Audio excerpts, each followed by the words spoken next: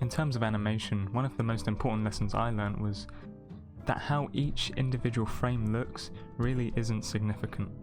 Before, I would always try to make each individual frame make sense in some way, so that if you paused on it, it would look like a normal image.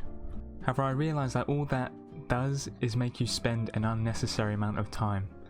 And so if we look at this animation I've got here, for example, altogether it looks pretty normal, but if we pause it and go into some of the individual frames, you'll notice that they don't really look that normal. So if we look at this frame, for instance, a complete mess. It doesn't make any sense at all, but in the context of the rest of the frames, it makes sense. And so when you start to understand the idea that frames like this can make sense, you end up being able to save a lot of time. I mean, here's another one. It is complete scribbles and it doesn't really look like anything, but again, if you use them very briefly, then you don't notice them very much. Yeah, this frame makes a lot of sense. If you pause on this frame, you know exactly what's going on. I mean, you don't know at all what's going on here. But again, play it all together.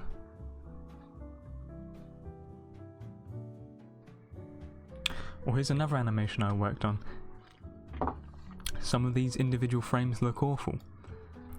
The thing is, these frames, despite them making no sense at all on their own, they're quite useful for accomplishing different things. So for instance, this frame, where the head's all stretched out and unbalanced, you could say, it helps to transition the head in this frame to the head in this frame a bit more smoothly. Or this one here, where the head's stretched out, or where the mouth's stretched out unrealistically, it helps to add a bit more energy to this snap here. And the same with this one, you know, the head looks ridiculous, but it helps to make this little snap here have a bit more punch. Now I'm just going to go through one more example.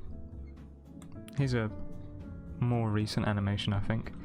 And so again, with all the frames put together, the animation makes sense. And so if we look at this flip part, I didn't really feel like working with the whole change in perspective thing. Because here the head's coming closer towards the camera and the body's going away. It complicates how you're supposed to make each frame look. And so what I did here was make it look vaguely flippish. I mean, this frame doesn't make any sense. This one looks, you know, but then when you play it, it kind of looks like a flip. It looks flippish enough, or at least when you're watching it, you don't really do a double take when it comes to this frame. It just blends in with all the other ones and you don't really notice it. And so I could get away with saving a lot of time here. Or this part here, for some reason I didn't really feel like spending an extra 5 seconds to connect this arm to this hand. Same with this frame actually. But in the end it doesn't really matter.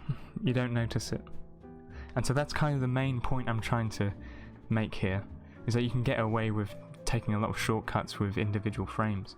Because when you play it all together, nobody really notices.